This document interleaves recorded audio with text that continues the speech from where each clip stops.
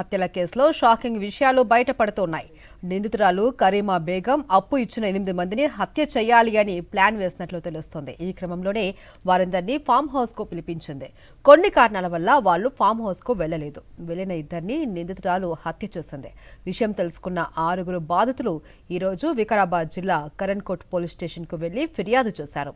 కరీమా బేగం నుంచి తమకు ప్రాణహాని ఉంది అని రక్షణ కల్పించాలి అని కోరారు.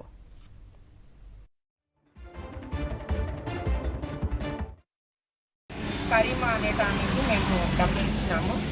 బట్టల వ్యాపారం చేస్తాను, మళ్ళీ అంటే మా బాబు కొంచెం బయటికి పోతాడు, బయటికి పోయేసిన తర్వాత డబ్బులు ఇస్తానని చెప్పేసి మా దగ్గర ప్రతి ఒక్కరి దగ్గర డబ్బులు ఇస్తున్నది. నేను నెల 12వ తారీఖు నేను ఫోన్ చేస్తే నాకు రమ్మనన్నది. డబ్బులు ఇవ్వకపోగా ఫామ్ హౌస్కి వస్తే బాగుంటుంది అని అంటే మా పిల్లది బర్త్డే ఉంటుంది, మన్మరాలది 14వ తారీఖు బర్త్డే ఉంటుంది, శుద్ధంగా అని చెప్పేసి నేను వెళ్ళిపోయిన. ఆ రోజు నైట్కి మళ్ళీ నేను 9 గంటలకు మళ్ళీ ఫోన్ చేసిన. అయితే ఎక్కడ ఉంటుంది ఆ ఫామ్ హౌస్ అని చెప్పేసి అంటే మగ్గుల్ ఫామ్ హౌస్ అని చెప్పింది పేరు.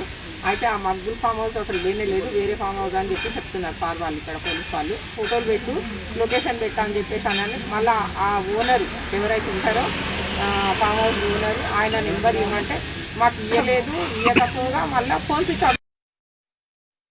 కొంతమంది మహిళలు వచ్చి కరీమాబీకి తాము కూడా డబ్బులు ఇచ్చాము, వారిని కూడా ఆ డబ్బులు తిరిగేయమంటే, చేతి బదులు ఇచ్చిన డబ్బులు తిరిగేయమంటే మేము డబ్బులు ఇస్తాము, మైనాబాద్ ఫామ్ హౌస్ దగ్గర మేము ఒక దగ్గర పనిచేస్తున్నాం, అక్కడ మా సేట్ తోటి మాట్లాడి డబ్బులు వాపస్ ఇప్పిస్తామని చెప్పి రమ్మని చెప్పి మమ్మల్ని పిలిపించింది. కానీ వివిధ కారణాల చేత మేము వెళ్ళలేకపోయాము. ఈ వారం వెళ్దామని చెప్పి కొంతమంది అనుకున్నాము. ఈలోపే ఈమె హత్య కేసులో అరెస్ట్ కాబడిన విషయం తమకు తెలిసిందని చెప్పి వారు వచ్చి తమకు ప్రాణహాని భవిష్యత్తులో ఆమె ఉంటుందని చెప్పి ఒక దరఖాస్తు రిప్రజెంటేషన్ ఇచ్చారు.